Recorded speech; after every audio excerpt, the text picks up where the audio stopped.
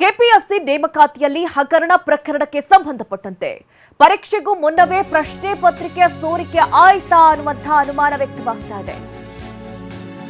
ಆಯ್ದ ಅಭ್ಯರ್ಥಿಗಳಿಗೆ ರೆಸಾರ್ಟ್ನಲ್ಲಿ ತರಬೇತಿಯನ್ನ ನೀಡಲಾಯಿತು. ಇಡಿ ದಾಳಿಯಿಂದ ಸ್ಫೋಟಕ ಮಾಹಿತಿ ಬಹಿರಂಗವಾಗಿದೆ. ರೆಸಾರ್ಟ್ ಮೇಲೆ ದಾಳಿ ನಡೆಸಿದೆ ಇಡಿ. ಸಿಸಿಟಿವಿ ದೃಶ್ಯಗಳನ್ನ ಇಡಿ ಅಧಿಕಾರಿಗಳು ಸಂಗ್ರಹಿಸಿದ್ದಾರೆ. ಅಭ್ಯರ್ಥಿಗಳ ಸಮೇತ ದಾಳಿಯನ್ನ ನಡೆಸಿದೆ ಇಡಿ.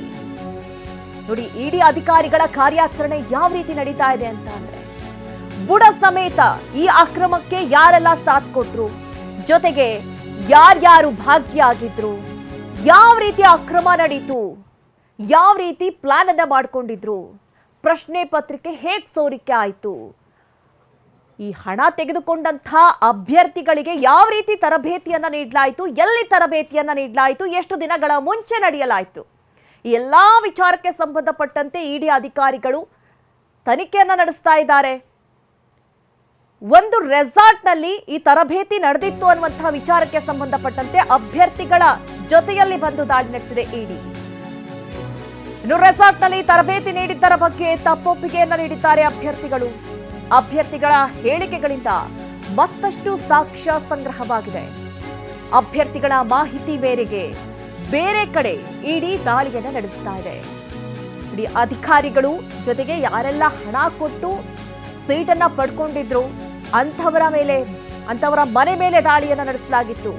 ಅಲ್ಲಿ ಸಿಕ್ಕಂತಹ ಅಭ್ಯರ್ಥಿಗಳು ಅವರ ವಿಚಾರಣೆ ನಡೆಸಿದಂತಹ ಸಂದರ್ಭದಲ್ಲಿ ಅವರು ಕೊಟ್ಟಂತಹ ಹೇಳಿಕೆಗಳು ಅದು ಇಡಿಗೆ ಮತ್ತಷ್ಟು ಸಾಕ್ಷಿಗಳಾಗಿದೆ. ಅವರ ಹೇಳಿಕೆಗಳಿಂದಾಗಿ ಮತ್ತಷ್ಟು ಕಡೆ ಇಡಿ ಅಧಿಕಾರಿಗಳು ದಾಳಿಯನ್ನು ನಡೆಸಿದ್ದಾರೆ. ಈ ಬಗ್ಗೆ ಹೆಚ್ಚಿನ ಡೀಟೇಲ್ಸ್ ಅನ್ನ ನೀಡ್ತಾರೆ ನಮ್ಮ ಪ್ರತಿನಿಧಿ ವಿಕಾಸ್. ನೇರ ಸಂಪರ್ಕದಲ್ಲಿ ನಮ್ಮನ್ನ ಜಾಯ್ನ್ ಆಗ್ತಾ ಇದ್ದಾರೆ. ವಿಕಾಸ್, ಇಲ್ಲಿ ಗಮನಿಸ್ತಾ ಇರೋ ಹಾಗೆ ಮೊದಲ ಹಂತದಲ್ಲಿ ಅಧಿಕಾರಿಗಳ ಮೇಲೆ ಮತ್ತೆ ಯಾರೆಲ್ಲ ಈ ಆರೋಪ ಕೇಳಿ ಬಂದಿತ್ತು, ಅಭ್ಯರ್ಥಿಗಳು ಹಣ ಕೊಟ್ಟಿದ್ದಾರೆ ಅಂತ ಹೇಳಿ ಅವರ ಮನೆ ಮೇಲೆ ದಾಳಿ ಆಯಿತು. ಅದಾದ ನಂತರದಲ್ಲಿ ಈಗ ರೆಸಾರ್ಟ್ಗಳ ಮೇಲೆ ದಾಳಿ ಆಗ್ತಾ ಇದೆ. ಯಾವ ಬೇಸ್ ಮೇಲೆ ಇಡಿ ಅಧಿಕಾರಿಗಳು ಈ ದಾಳಿಯನ್ನು ನಡೆಸಿದ್ದಾರೆ, ಅಭ್ಯರ್ಥಿಗಳ ಹೇಳಿಕೆ ಏನೆಲ್ಲ ಇದೆ, ಏನೆಲ್ಲ ಮಾಹಿತಿಗಳು ಈಗ ಸಂಗ್ರಹವಾಗಿದೆ ವಿಕಾಸ್? ಎಸ್ ಮಧು ನಾಗರಾಜ್, ಏನು ಕೆಪಿಎಸ್ಸಿಯಲ್ಲಿ ಪಶುವೈದ್ಯಾಧಿಕಾರಿಗಳ ನೇಮಕಾತಿಯಲ್ಲಿ ನಡೆದಂಥ ಹಗರಣಕ್ಕೆ ಸಂಬಂಧಪಟ್ಟಂತೆ ಈಗಾಗಲೇ ಏನು ಕೆಪಿಎಸ್ಸಿಯ ಮಾಜಿ ಅಧ್ಯಕ್ಷ ಆಗಿರತಕ್ಕಂಥ ಶಿವಶಂಕರಪ್ಪ ಸಾಹುಕಾರ್ ಮನೆ ಸೇರಿದಂತೆ ಸುಮಾರು 21 ಕಡೆಯಲ್ಲಿ ಇಡಿ ದಾಳಿಯನ್ನು ನಡೆಸಿದ್ದು, ಸತತ 48 ಗಂಟೆಗಳ ಕಾಲ ಶಿವಶಂಕರಪ್ಪ ಅವರ ನಿವಾಸದಲ್ಲಿ ಒಂದು ದಾಳಿಯನ್ನು ನಡೆಸಿ ಪರಿಶೀಲನೆ ನಡೆಸಿತ್ತು. ಅದಕ್ಕೆ ಸಂಬಂಧಪಟ್ಟಂತೆ ಒಂದಷ್ಟು ದಾಖಲೆಗಳನ್ನು ಕೂಡ ಸಂಗ್ರಹ ಮಾಡಿಕೊಂಡಿತ್ತು. ಇದರ ಜೊತೆಗೆ ಒಂದಷ್ಟು ಅಭ್ಯರ್ಥಿಗಳು ಏನು ಉತ್ತಮ ಶ್ರೇಣಿಯಲ್ಲಿ ಪಾಸ್ ಆಗಿದ್ದಂಥ ಸುಮಾರು 29ಕ್ಕೂ ಹೆಚ್ಚು ಅಭ್ಯರ್ಥಿಗಳೇನಿದ್ದಾರೆ ಅವರು ಅಧ್ಯಕ್ಷರು, ಸದಸ್ಯರು ಮತ್ತು ಅಲ್ಲಿ ಸಿಬ್ಬಂದಿ ವರ್ಗದವರ ಸಂಬಂಧಿಕರಾಗಿದ್ದಾರೆ ಅಂತ ಒಂದು ಆರೋಪದ ಮೇಲೆ ವಿಧಾನಸೌಧ ಪೊಲೀಸ್ ಠಾಣೆಯಲ್ಲಿ ಪ್ರಕರಣ ಕೂಡ ದಾಖಲಾಗಿತ್ತು. ಆ ಪ್ರಕರಣದಲ್ಲಿ ಒಂದು ಅಂಶವನ್ನು ಉಲ್ಲೇಖಿಸಲಾಗಿತ್ತು. ಅಂದರೆ ಈ ಒಂದು ಪರೀಕ್ಷೆಗೂ ಮುನ್ನಾ ದಿನ ಎಲ್ಲರ ಅಂದರೆ ಅಭ್ಯರ್ಥಿಗಳ ಮೊಬೈಲ್ಗಳನ್ನು ಸ್ವಿಚ್ ಆಫ್ ಮಾಡಿಸಿ ಅವರನ್ನು ರೆಸಾರ್ಟ್ ಒಂದರಲ್ಲಿ ಕೂರಿಸಿಕೊಂಡು ಪರೀಕ್ಷೆಯನ್ನು ಬರೆಸಲಾಗಿದೆ ಅಂತಕ್ಕಂಥ ಒಂದು ಗಂಭೀರವಾದಂಥ ಆರೋಪವನ್ನು ಮಾಡಲಾಗಿತ್ತು. ಜೊತೆಗೆ 80ರಿಂದ 1 ಕೋಟಿವರೆಗೂ ಕೂಡ ಅವರಿಂದ ಹಣವನ್ನು ಪಡೆದು ಈ ಒಂದು ಹುದ್ದೆಯನ್ನು ಕೊಡಲಾಗಿದೆ ಅಂತಕ್ಕಂಥ ಆರೋಪವನ್ನು ಕೂಡ ಮಾಡಲಾಗಿತ್ತು. ಜೊತೆಗೆ ಈ ಒಂದು ದಾಳಿ ಮಾಡಿದ ಸಂದರ್ಭದಲ್ಲಿ ಒಂದಷ್ಟು ಅಭ್ಯರ್ಥಿಗಳ ಮನೆ ಮೇಲೂ ಕೂಡ ದಾಳಿಯನ್ನು ಮಾಡಿದ್ರು. ಆ ಸಂದರ್ಭದಲ್ಲಿ ಅವರು ತಪ್ಪೊಪ್ಪಿಗೆ ಹೇಳಿಕೆಯನ್ನು ಕೂಡ ಕೊಟ್ಕೊಂಡಿದ್ದಾರೆ ಮತ್ತು ಹೌದು ನಾವು ಸಾಕ್ಷಿಯನ್ನು ಕೊಡ್ತೀವಿ, ಈ ತರ ಒಂದು ಆಗಿದೆ ಮತ್ತು ಹಣವನ್ನು ಪಡೆದಿದ್ದಾರೆ ಅಂತಕ್ಕಂಥ ಒಂದು ಹೇಳಿಕೆಯನ್ನು ಕೆಲವೊಬ್ಬರು ಕೊಟ್ಟಿದ್ದಾರೆ ಅಂತಕ್ಕಂಥ ಒಂದು ಮಾಹಿತಿಗಳು ಕೂಡ ಸಿಕ್ಕಿರುವಂಥದ್ದು. ಆ ಮಾಹಿತಿಯ ಹಿನ್ನೆಲೆಯಲ್ಲಿ ನೆಲಮಂಗಲ ಬರಿಯಲ್ಲಿರ್ತಕ್ಕಂಥ ಒಂದು ರೆಸಾರ್ಟ್ ಮೇಲೂ ಕೂಡ ಇಡಿ ಅಧಿಕಾರಿಗಳು ತೆರಳಿ ಪರಿಶೀಲನೆ ನಡೆಸಿರುವಂಥ ಒಂದು ಮಾಹಿತಿ ಸಿಗ್ತಾ ಇರುವಂಥದ್ದು. ಅಂದರೆ ಅಲ್ಲಿಯ CCTV ವಿಜುವಲ್ಸ್ಗಳನ್ನು ಇಡಿ ಅಧಿಕಾರಿಗಳು ಕಲೆ ಹಾಕುವಂಥ ಪ್ರಯತ್ನವನ್ನು ಸದ್ಯ ಮಾಡ್ತಾ ಇರುವಂಥದ್ದು. ಸಂಪೂರ್ಣವಾಗಿ ಈ ಒಂದು ಪ್ರಕರಣಕ್ಕೆ ಏನು ಬೇಕಾಗಿರ್ತಕ್ಕಂಥ ಸಾಕ್ಷಿಗಳನ್ನು ಈಗ ಇಡಿ ಕಲೆ ಹಾಕ್ತಾ ಇದೆ.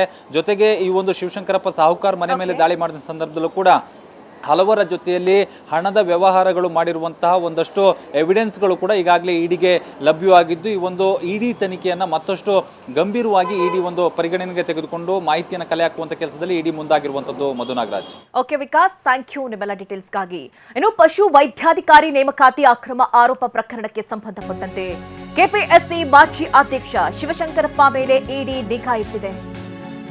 ಶಿವಶಂಕರಪ್ಪಗೆ ಸೇರಿರುವಂತಹ ಆಸ್ತಿಗಳ ಬಗ್ಗೆ ಹುಡುಕಾಟದಲ್ಲಿದೆ ಇಡಿ. ಶಿವಶಂಕರಪ್ಪ ಹುಟ್ಟೂರಿನ ಸುತ್ತಮುತ್ತ ಇಡಿ ತಂಡ ಓಡಾಟ ನಡೆಸ್ತಾ ಇದೆ. ಹೆಮನಾಳ ಗ್ರಾಮದ ಸುತ್ತ ಇಡಿ ಅಧಿಕಾರಿಗಳು ತಲಾಶ್ಗೆ ಮುಂದಾಗಿದ್ದಾರೆ. ರಾಯಚೂರು ಜಿಲ್ಲೆ ದೇವದುರ್ಗ ತಾಲೂಕಿನ ಹೇಮನಾಳ